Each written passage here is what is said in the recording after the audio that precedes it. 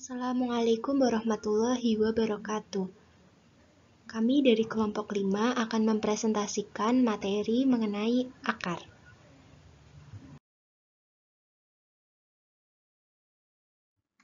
Sebelumnya perkenalkan, nama saya Risma Irviani dengan NIM 4401419042 dan rekan saya Kak Ardian Rahmat Subarkah dengan NIM 4401417084.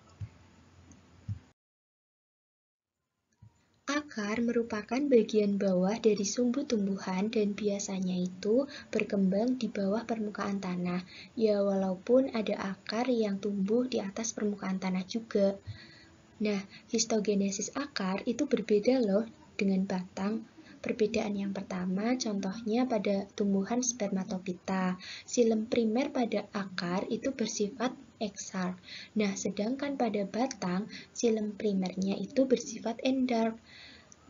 Perbedaan yang kedua, berkas xilem dan floem atau berkas pengangkut pada akar itu tersusun berselang-seling.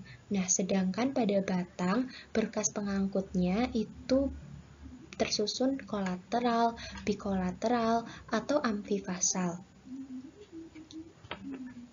Perbedaan yang ketiga, meristem pucuk akar lateral itu berkembang dari jaringan di sebelah dalam, sehingga percabangan akar disebut endogen.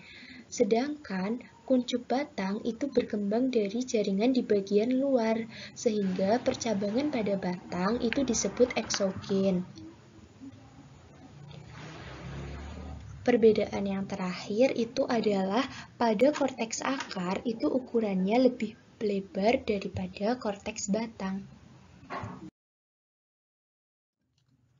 Kondisi lingkungan seringkali mempengaruhi pertumbuhan akar. Sistem perakaran tumbuhan yang hidup di tanah kering seperti gambar di sebelah kiri biasanya berkembang lebih baik. Pada tumbuhan yang hidup pada tanah berpasir, seperti gambar di sebelah kanan, perkembangan akarnya itu dangkal, mendatar, dan akar lateral menyebar dekat di bawah permukaan tanah. Struktur akar itu banyak ragamnya. Berdasarkan fungsinya, akar diklasifikasikan menjadi 7 kelompok. Gambar yang pertama itu adalah akar penyimpan. Gambar yang kedua itu adalah akar udara. Gambar yang ketiga itu adalah akar panjat. Gambar yang keempat adalah akar sukulen. Gambar yang kelima itu adalah akar penunjang. Gambar yang keenam itu adalah akar yang bersimbiosis dengan jamur atau biasa disebut dengan mikoriza. Gambar yang ketujuh itu adalah akar napas atau yang biasa disebut dengan pneumatofor. Yang selanjutnya adalah klasifikasi akar berdasarkan asal-usulnya, dibagi menjadi 2, yaitu yang pertama adalah akar primer, di mana akar primer ini berkembang dari ujung embrio yang terbatas, dan yang kedua adalah akar serabut atau biasa disebut dengan adventitious. Akar serabut ini berkembang dari jaringan akar dewasa atau bagian lain tubuh tumbuhan, seperti misalnya batang dan daun.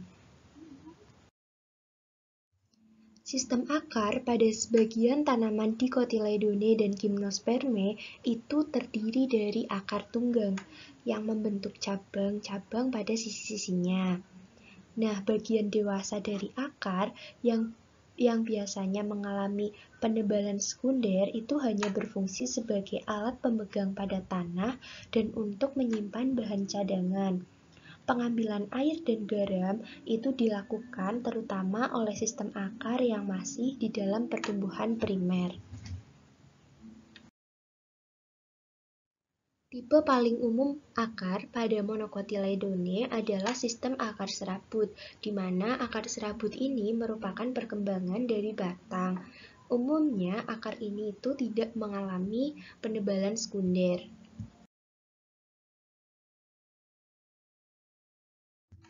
Yang selanjutnya akan dibahas mengenai akar primer. Jadi, pada jarak tertentu dari sel inisial pucuk akar itu dapat dibedakan jaringan tudung akar, epidermis, korteks akar, dan silinder pusat. Nah, yang pertama adalah tudung akar. Tudung akar ini terletak pada ujung akar, seperti terlihat pada gambar. Nah, tudung akar itu berfungsi untuk melindungi meristem akar dan sebagai alat memantakan akar yang tumbuh ke dalam tanah. Tudung akar ini terdiri atas sel parenkim hidup yang sering kali berisi tepung. Pada kebanyakan tumbuhan, bentuk sel pusat dari tudung akar itu berbeda dan strukturnya tetap. Itu disebut kolumela. Kolumela itu seperti gambar yang bawah itu terdapat gambar kolumela. Nah, tudung akar ini berkembang secara terus-menerus. Sel paling tua itu akan mati, kemudian nanti diganti oleh sel baru yang dihasilkan oleh sel inisial.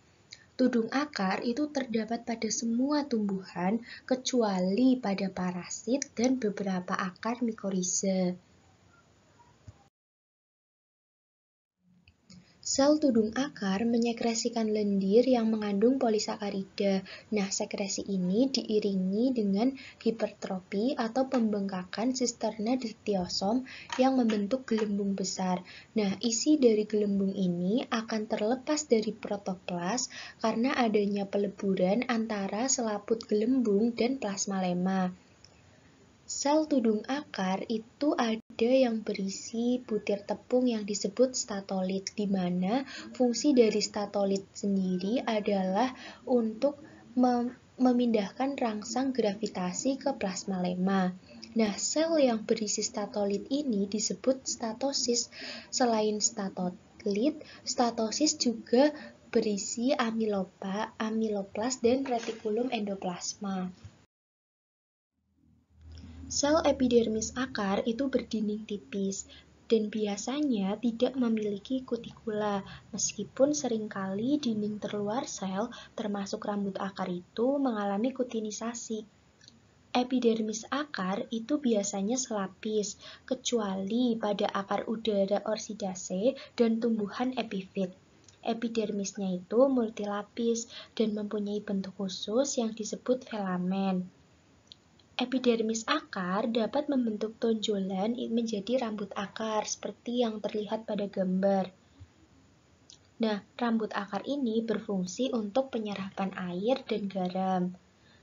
Nah, daerah rambut akar itu hanya terbatas, ya sekitar 1 sampai beberapa sentimeter dari ujung akar panjangnya. Tumbuhan menerna tertentu, khususnya tumbuhan air, malah tidak memiliki rambut akar. Nah, salah satu unsur yang mengendalikan pertumbuhan rambut akar itu adalah kalsium atau Ca. Nah, sel epidermis yang dapat membentuk rambut akar itu disebut dengan trikoblas.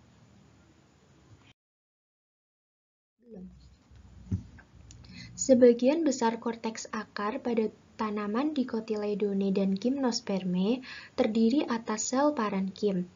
Korteks akar ini berfungsi untuk penyimpanan. Lapisan terdalam dari korteks adalah endodermis.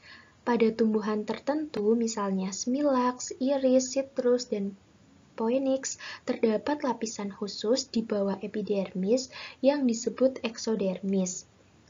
Pada korteks akar itu sering terdapat ruang antar sel yang terbentuk secara skizogen.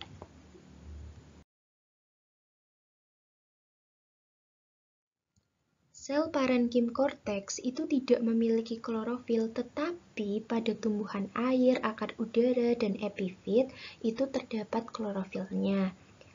Pada tumbuhan tertentu, seperti Gramineae dan Cyperaceae, ruang antar sel itu terbentuk secara lisigen. Dan pada korteks akar Palmae sering terdapat saluran udara yang besar. Pada kebanyakan tumbuhan, dinding sel subepidermis bagian luar dari korteks itu menjadi bergabus. Sel ini disebut eksodermis. Nah, seperti yang terlihat pada gambar yang ditunjuk di atas itu merupakan sel eksodermis dari akar. Nah, sel eksodermis dari akar ini memiliki sifat sitokimia dan struktur sama dengan endodermis sebenarnya. Sel eksodermis itu berisi protoplas hidup. Pada Pteridophyta, eksodermisnya itu tidak berkembang. Ketebalan eksodermis sendiri itu beragam, dari hanya satu lapis hingga beberapa lapisan sel. Endodermis itu membatasi antara bagian dalam dari akar dengan korteks, seperti gambar pada sebelah paling kiri. Nah, pada akar primer itu biasanya tampak pita kaspari pada dinding menjadi endodermis, itu yang di tengah. Nah, sel endodermis akar tumbuhan tertentu itu terus-menerus membelah antiklin selama tahap penebalan sekunder. Pada kebanyakan Angiospermae, Pteridophyta, dan beberapa Gymnospermae, endodermis itu tetap dalam pertumbuhan primer. Pada tumbuhan lain terbentuk lamela dari suberin pada sisi dalam dinding primer, termasuk Pita kaspari. Nah, pembentukan ini merupakan hasil dari polimerisasi campuran lemak tidak jenuh yang dilakukan oleh oksidase dan peroksidase, yang mana peroksidase dibawa ke sel endodermis melalui unsur tapisan. Lapisan ini membuat dinding menjari dan membujur di bagian dalam sehingga sel endodermis itu akan semakin tebal. Penebalan dinding endodermis berlignin dan terjadi tidak secara serentak. Sel endodermis yang berhadapan dengan xilem seringkali tidak mengalami penebalan, hanya mempunyai pita kaspari saja. Sel dindingnya itu tetap tipis dan disebut sebagai sel pelalu atau passage cell, seperti gambar di sebelah paling kanan.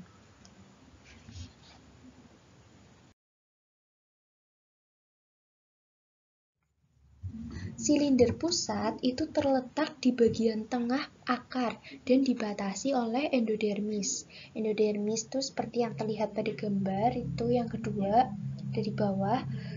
Nah, di sebelah dalam endodermis itu terdapat satu atau beberapa lapisan sel parenkim berdinding tipis yang disebut sebagai perisikel, yang seperti terlihat pada gambar yang di bagian bawah sendiri itu. Perisikel ini tetap bersifat meristematis. Primordia akar lateral, filogen, dan bagian kambium pembuluh dalam Dicotyledone itu berkembang dari perisikel ini.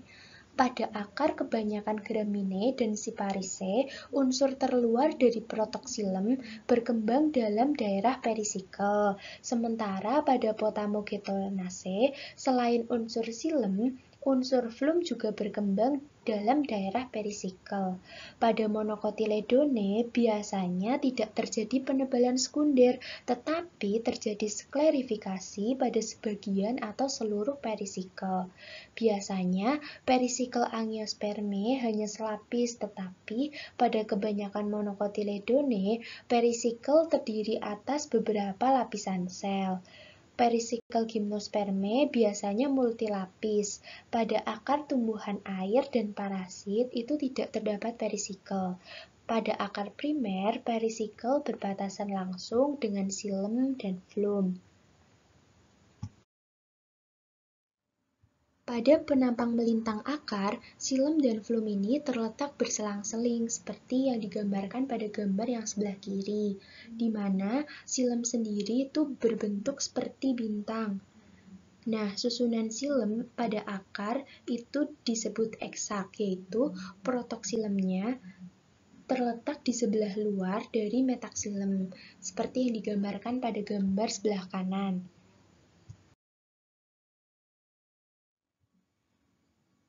Jumlah kelompok protoxylem di dalam akar itu ada yang 1, ada yang 2, ada yang 3, dan seterusnya. Nah, kalau jumlahnya 1 itu disebut monarch, kalau 2 itu disebut diarch, kalau 3 itu disebut triarch, kalau 4 itu disebut tetrarch, kalau banyak atau lebih dari itu yang tadi saya sebutin, itu berarti polyarch.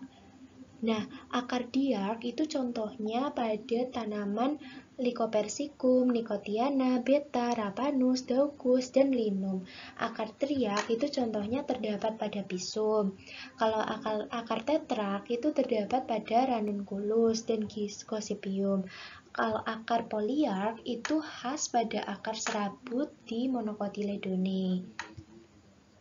Nah, apabila garis tengah silinder pembuluhnya itu besar, biasanya terdapat empulur dan jumlah kelompok protoxylem yang juga besar.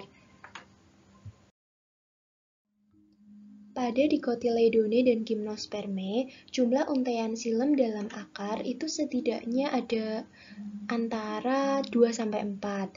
Nah, pada volume primer akar itu biasanya tidak mengandung serabut, tetapi pada tumbuhan tertentu, misalnya Papilionaceae, Malvaceae, dan Anonaceae, itu ditemukan serabut dalam volume primer. Nah, pada akar dewasa yang tidak mengalami penebalan sekunder, parenkim itu bergabung dengan jaringan pembuluh primer dan mengalami sklerifikasi.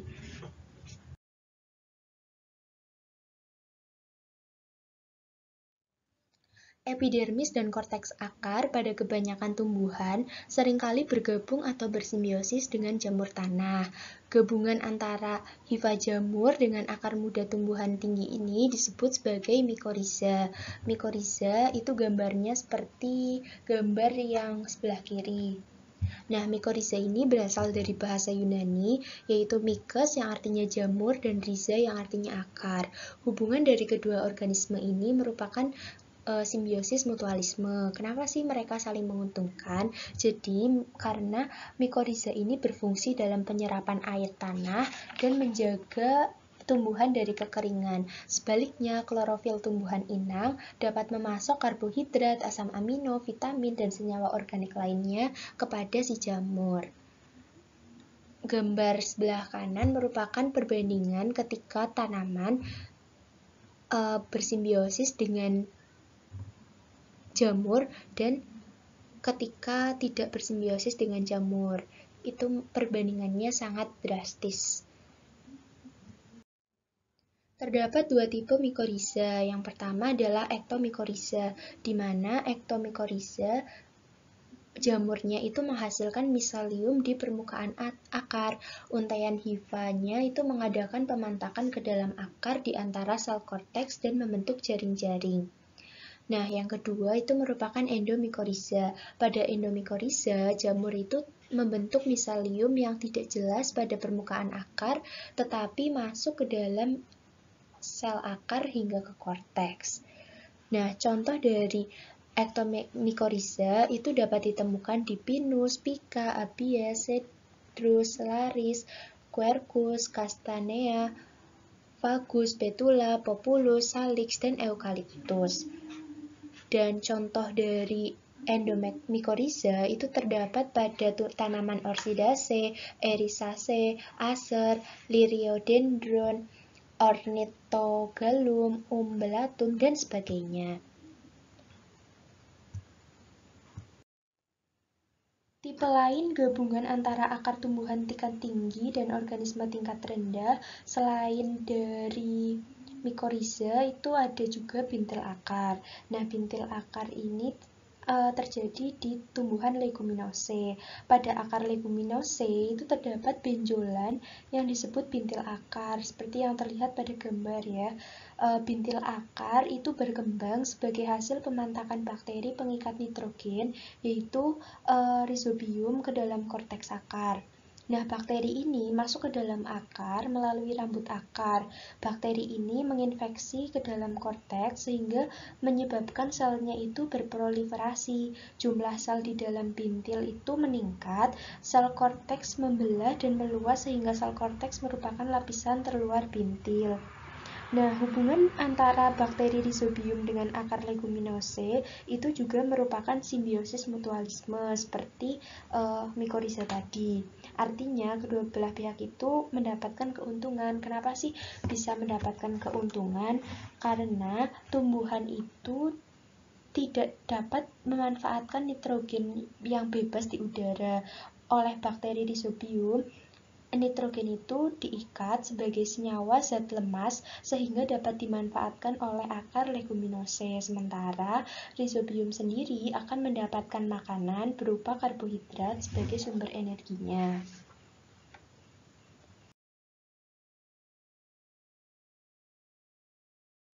Yang selanjutnya adalah diferensiasi jaringan dalam akar. Sel prokambium yang berdiferensiasi menjadi unsur trakea itu dapat dibedakan dengan sel yang akan menjadi unsur floem. Sistem pembuluh akar berkembang bebas dari organ samping, diferensiasi xilem dan floem secara akropetal. Prokambium berkembang secara akropetal bersambungan dengan jaringan pembuluh dalam akar yang lebih dewasa. Ujung akar dan akar lateral gimnosperme dan dicotyledone berkayu biasanya memiliki penebalan sekunder, kecuali pada cabang yang kecil. Pada gimnosperme dan angiosperme, percabangan akar itu biasanya berasal dari perisikel, sedangkan pada Pteridophyta, akar lateral hampir semuanya dimulai dalam endodermis. Sel inisial akar lateral biasanya dimulai di samping daerah rambut akar. Pada beberapa tumbuhan, endodermis ikut dalam pembentukan akar cabang. Pada akar triak atau lebih dari 3 protoxilem, akar lateral biasanya berkembang berhadapan dengan protoxilem. Pada akar diark, primordia akar lateral berhadapan di antara untaian xilem dan floem. Pada angiosperme, primordia akar lateral dibentuk melalui pembelahan periklin dan antiklin oleh sel perisikel. Tahap selanjutnya yaitu mengadakan pemantakan melalui korteks. Hubungan antara sistem pembuluh akar lateral dan akar induk dilakukan oleh sel perantara.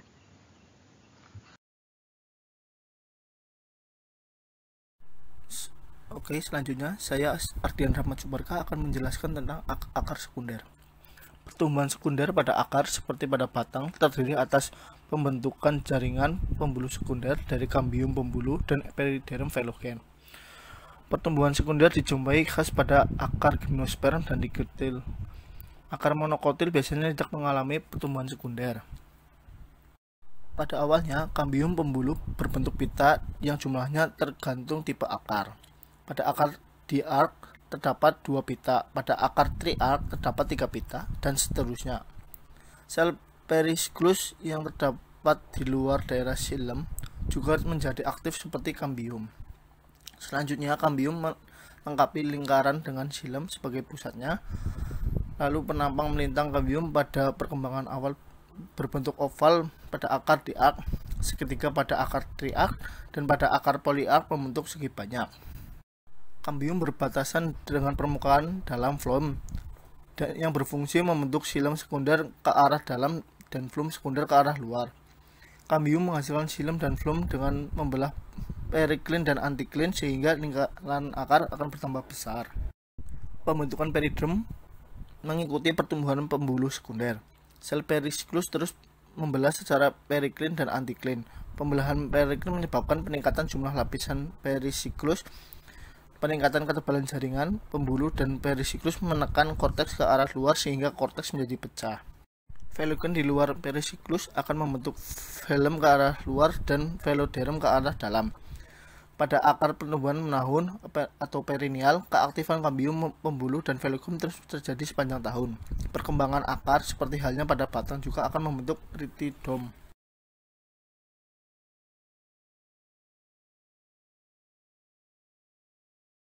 Selanjutnya kita masuk ke dalam hubungan antar struktur akar dan fungsinya. Yang pertama yaitu hubungan antar struktur akar dan penyerapan air. Penyerapan air dan mineral dari dalam tanah dilakukan terutama oleh bagian akar yang muda.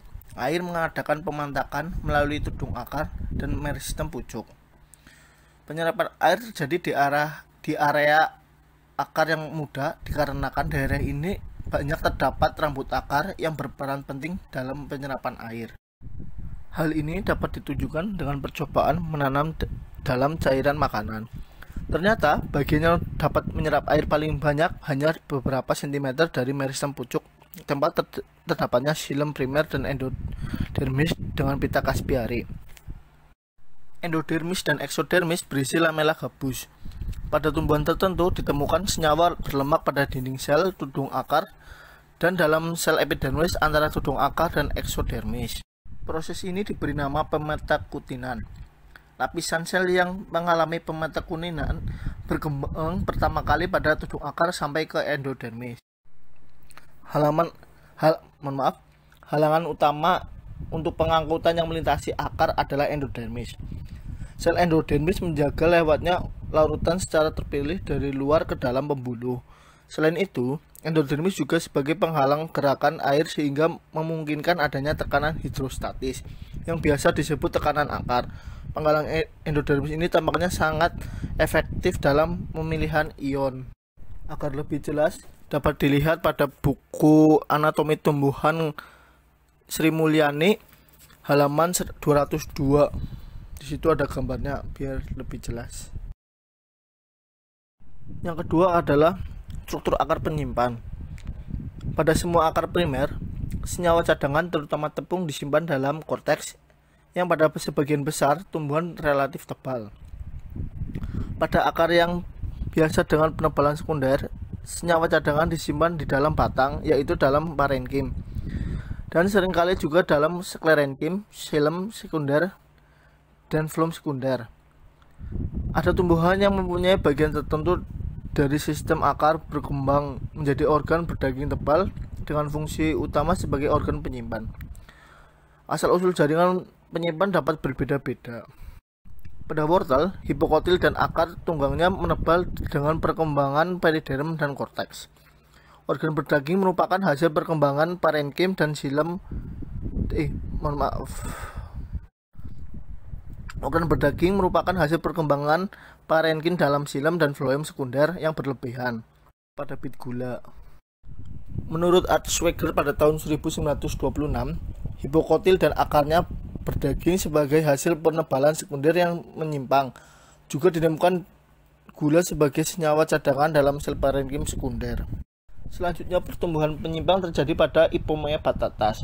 Pada pertumbuhan normal dibentuk sel parenkim yang banyak pada xilem primer dan sekunder.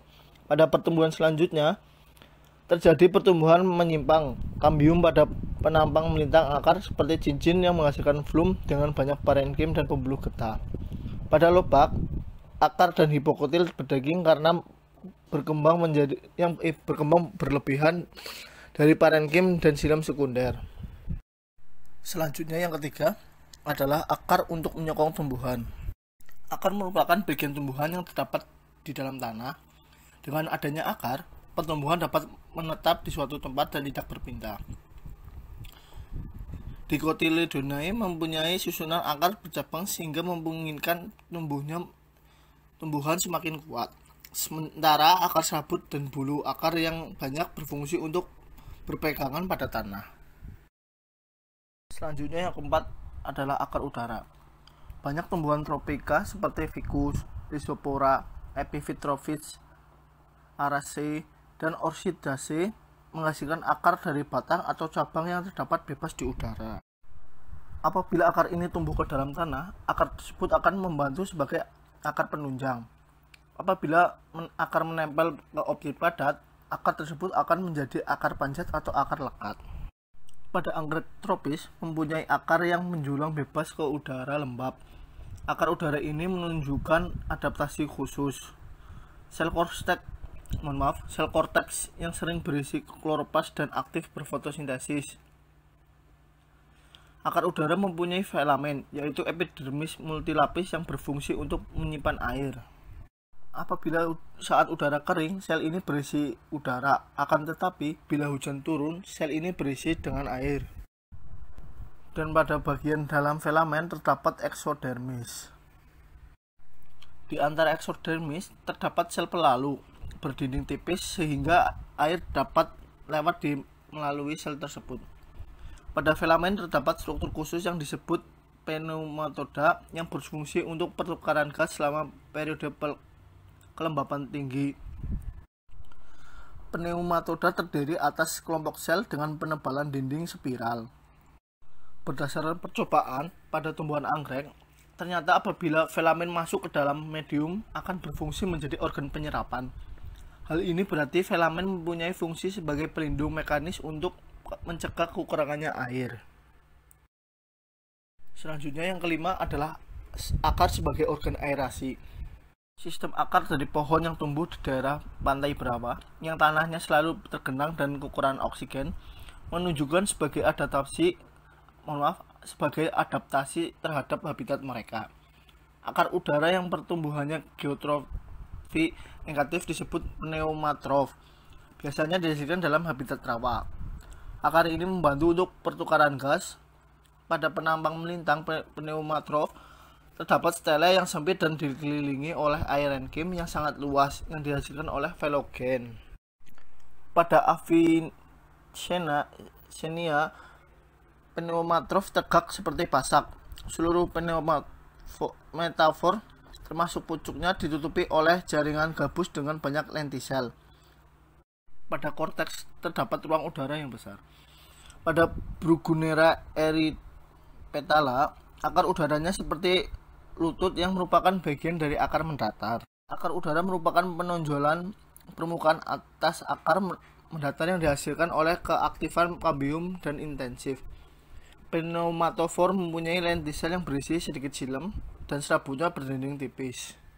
Biasanya, jaringan akar terdiri atas serabut yang berdinding tipis dan jaringan parenkim. Pada waktu tertentu, parenkim berisi banyak tepung seperti jaringan penyimpan. Bagaimanapun, sebagian besar sel yang termasuk pembuluh bertindak sebagai penampung udara. Selanjutnya yang keenam adalah akar papan. Banyak pohon tropis mempunyai akar papan yang menarik perhatian di sekeliling dasar pohon. Akar tersebut dihasilkan oleh bagian dasar akar utama yang penebalannya sekundernya asimetrik, terutama pada sisi atas sehingga membentuk struktur seperti papan. Anatomi kayu akar papan lebih berfungsi sebagai penyokong daripada pengangkut air. Next adalah adaptasi akar pada kondisi kering. Pada kondisi yang kering, akar beradaptasi dengan membentuk kulit yang tebal, sklerifikasi sel korteks, dan isolasi silinder pembuluh dengan pembentukan periderm atau nekrosis pada parenkim korteks. Xilem berkembang dengan baik sehingga dapat membantu pengangkutan air dengan cepat. Sejumlah lapisan korteks akar primer tumbuhan gurun pasir berkurang sehingga jarak antar tanah dan stele semakin pendek. Selain itu, pita caspiarinya lebih lebar dibandingkan dengan tumbuhan mesofit. Pada kasus yang ekstrim, pita caspiari menempati seluruh dinding menjari dan melintang sel endodermis. Padahal endodermis merupakan penghalang semipermeabel yang mengendalikan pergerakan larutan di dalam silinder pusat, sehingga endodermis berfungsi lebih efisien daripada protoplasma menempel di bagian yang luas dari dinding menjari dan melintang endodermis. Selanjutnya adalah hubungan antara sistem pembuluh akar dan batang. Sistem pembuluh primer akar dan batang berbeda struktur dan arah perkembangan menjarinya. Protoxilem pada akar bersifat ekstrak, sedangkan pada batang bersifat endap. Susunan xilem dan flum pada akar berselang-seling, sedangkan pada batang menyamping. Pola berkas pengangkut pada batang tidak sama dengan akar. Pada pertemuan sistem pembuluh akar dan batang terjadi adaptasi satu dengan yang lainnya. Daerah ini disebut daerah peralihan atau leher akar. Bisa dilihat gambar pada buku Anatomi Tumbuhan Sri Mulyani halaman 209. Di situ tipe-tipe leher akar. Ada tiga tipe skema peralihan jaringan pembuluh dari batang ke akar di daerah peralihan. Struktur daerah peralihan sangat rumit dan antar spesies satu dan yang lain berbeda. Biasanya struktur ini dicari dari serangkaian irisan seri kecambah yang jaringan pembuluh primernya telah berkembang penuh, tetapi belum mengadakan pembuluh pertumbuhan sekunder. Panjang daerah peralihan pada digotil berbeda, ada yang pendek tetapi ada pula yang panjang, antara 1 mm dan sampai 3 cm. Garis tengah daerah peralihan biasanya lebih besar daripada garis tengah akar maupun batang karena di daerah ini terjadi pembelahan, perputaran, perbanyakan, dan penggabungan untaian xilem dan flum. Beberapa bentuk perubahan dari akar ke batang di contoh di pembuluhnya dapat dipelajari di gambar yang tadi saya sebutkan.